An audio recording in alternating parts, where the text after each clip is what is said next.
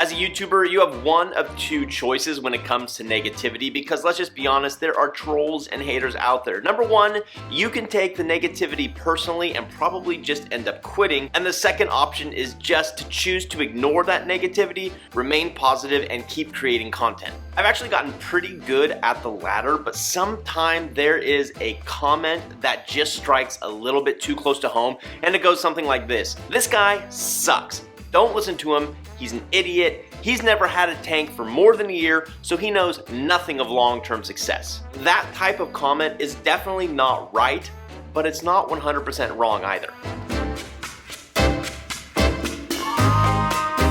Ciao moi nui to all of my fellow and future hobbyists out there. My name is Matthew. I am your BRS beginner guru. And in today's video, episode 38 in the beginner how-to guide for saltwater aquariums and reef tanks, we are talking all about the top 10 common beginner mistakes. I've made them all. You've probably made a lot of them. And if you haven't made them yet, you're going to. January 22nd, 2021 is when the first episode of this series dropped. And I can't believe it, but we have less than 10 to go before we move on to our next series. Just over 2 years is the longest I've had any one tank, but not because I suck as a hobbyist, because my family has moved quite a bit. I've had better ideas and I like trying new things, and on top of that, my focus has always been beginners.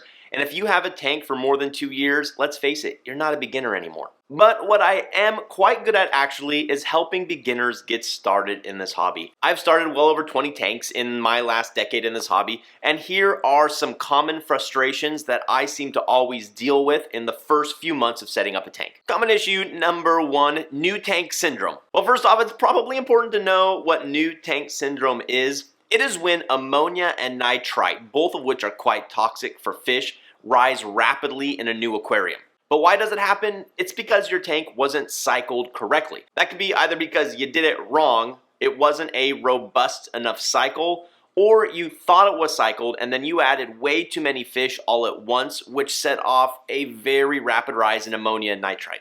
How will you know if you have new tank syndrome? Well, hopefully you will catch it early because you are testing frequently for ammonia, nitrite, and nitrate. High ammonia is especially toxic for your fish. It actually destroys their gill tissues, which causes them to suffocate to death.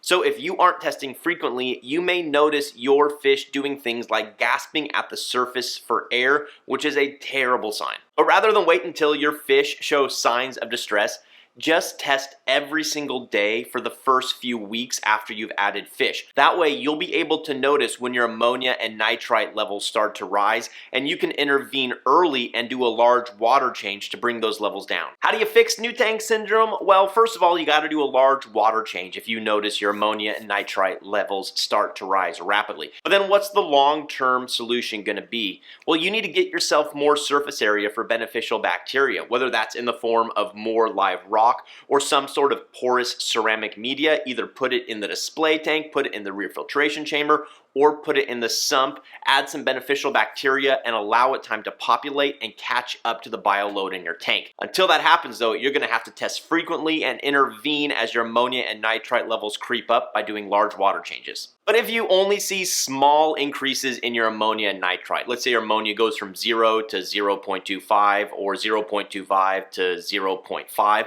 something relatively small, don't panic, because anytime you add new livestock into your tank, there's usually a secondary cycle, which means your ammonia and your nitrite are going to have a very small spike. But as long as they just go up a tiny bit and come back down, you're probably going to be just fine. The common beginner mistake number two, which I still make to this day, is not preventing nuisance algae growth. We're primarily talking here about green hair algae and other turf algae, not things like bryopsis or bubble algae. Those usually come in as hitchhikers to coral frags, but green hair algae and some sort of turf algae will just seem to appear out of nowhere even if you've added nothing to the tank. But first off, let's talk diatoms. That is that brown algae that comes in every single new tank. It usually covers the sand bed and the rock work. It's nothing to worry about at all and usually goes away on its own. Diatoms will often reappear in the morning and completely disappear at night because they are highly photosynthetic. But trust me, I don't even worry about diatoms at all. They come into every single one of my tanks and they're easy to take care of. That is not necessarily the case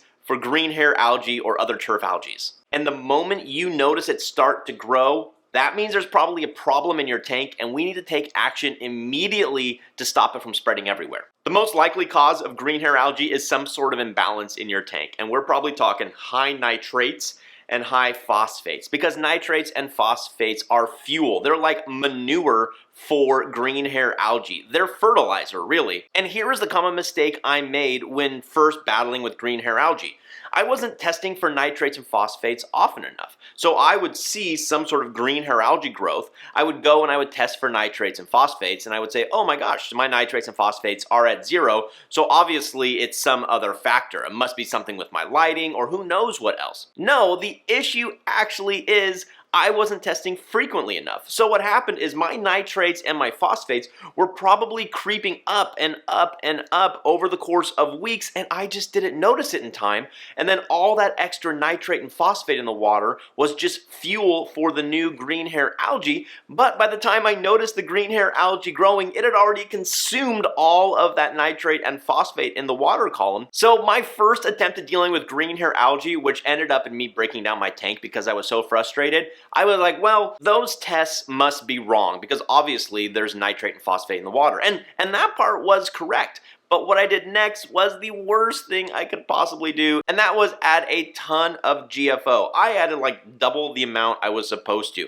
And what ended up happening, my green hair algae didn't disappear, but I then sucked all of the remaining nitrate and phosphate from the water, and then I started dealing with cyanobacteria and dinoflagellates. And cyanobacteria you can treat, but dinoflagellates, oh my gosh, when you get those, if you get those in the hobby, they can be a complete nightmare and just make you want to quit the hobby. The moral of the story here is check your nitrates and your phosphates frequently. I test all of my tanks at least once a week, and especially as a tank is settling in, I'll probably test 2 to 3 times a week so that I can catch those nitrate and phosphate issues before they spiral into green hair algae. So just know that you can likely prevent the green hair algae outbreak from even occurring, but if you do have a green hair algae outbreak, there are ways to take care of that. That basically means using some sort of product like Brightwell's Razor, manual removal, and then controlling your nutrient levels by bringing down your phosphates and nitrates. Oh, good golly, Miss Molly, I can chat forever. I think I got the chatting gene from my grandma. But that wraps up episode 38, part A. Stay tuned because we got part B